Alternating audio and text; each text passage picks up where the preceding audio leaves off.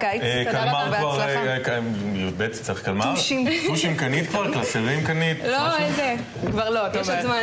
תראי, עוד גישה לכל הרכישות שצריך לעשות לכבוד בית ספר. עוזי ריאני יוזם ומארגן קבוצות רכישה, להוריד מחירים, שגם זה מתכתב עם, נאמר, המחאה החברתית של קיץ 2011, נכון? והמודעות הצרכנית של כולנו מאז. אז זו באמת לא הפעם הראשונה שאתה עושה את קבוצת הרכישה, ואתה מרגיש שיש, הרוח הגבית רק מתעצמת משנה לשנה? כן. למען האמת, כן. משנה לשנה זה רק הולך וגדל ומתעצם, וגם השנה, לשמחתי הרבה, הצטרפו עוד ספקים בהשוואה לשנים קודמות, ולשמחתי הרבה, הספקים בעצם מבינים שיש כאן בעיה של יוקר המחיה, והמחירים גבוהים, וחברו אליי, ובעצם מוכנים למכור להורים, הם מוכרים כמויות גדולות ומוכנים להוזיל את עלות המוצרים, בין אם זה כלי כתיבה, ילקוטים, כמו שאתם רואים פה. מי קבוצה של כמה הורים, נאמר, אפשר כבר להוזיל מחירים באופן משמעותי? שמע, אני במקור התחלתי, עשיתי את זה בגבעתיים, אני במקור מגבעתיים, עשיתי את זה לטובת הבן שלי. וואלה, בואו נסדר קומבינה. לא צריך קומבינה, תשמע, אני במקור תכננתי לעשות את זה למען הבן שלי ולמען ההורים בבית ספר. הסתבר שנגעתי באמת בנקודה כל כך כואבת להורים בכל רחבי הארץ, ותכננתי 200-300, תוך 48 שעות 500 הורים. צוק איתן ב-2014 תפסנו באמצע, ושנה שעברה קיימתי כמעט 30 ירידים, גם השנה, היום היריד ה-15 במספר, עד סוף... זה לא מה שאתה עושה בחיים, נכון?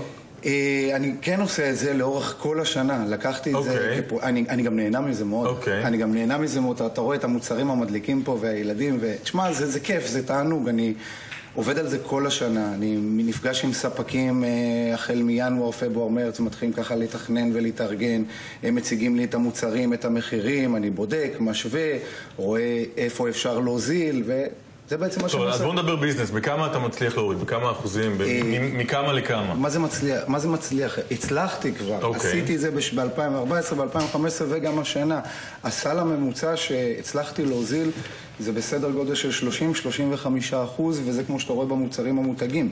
במוצרים הלא ממותגים. שהם תמיד יותר יקרים. כן. מן הסתם, כי יש זכויות יוצרים וכל העניין הזה נכנס פה לסיפור, אבל... הנה, אנחנו רואים פה למשל את הטבלה הזו, על תיק, מה זה תיק טרולי אורתופדי, בובסקופ? טרולי דווקא לא הספקתי להביא, זה גם... לא, אבל הנה, תיק גב אחר, אורתופדי של קל גב, 150 במקום 180, 200 שקל אצל הכימונאים, מחברות...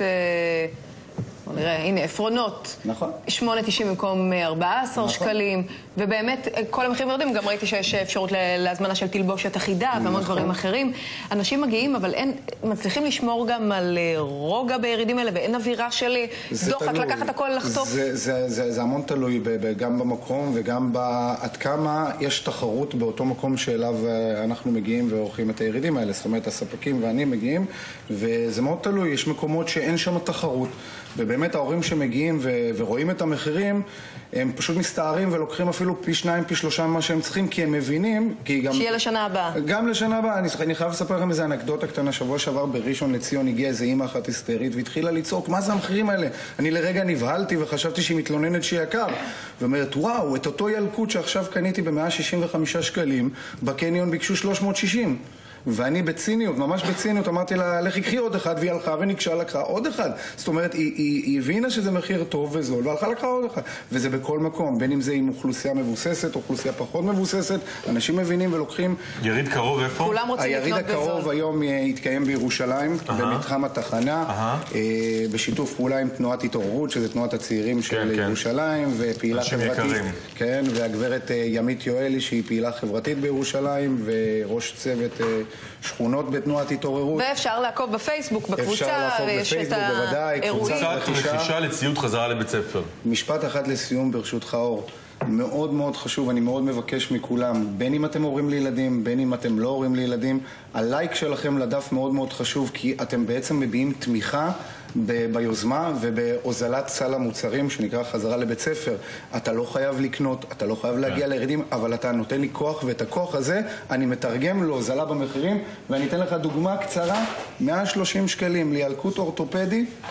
אנחנו כבר לא ניכנס למותגים ולזה, אפשר יהיה להגיע לירידים ולהתעדכן בקבוצות. תודה רבה לך. 300 אתה אומר? במקום 220 שקל בחנויות. אני חושב שאין דבר יותר יפה מזה, והחברות והספקים שאימצו את היוזמה והגיעו יחד איתי לירידים, אני חושב שהם עושים מעל ומעבר ומגיע להם כל הכבוד ושאפו ענק. המשיך בפועלך ברוך. תודה רבה. תודה רבה. תודה רבה לכם. שלום.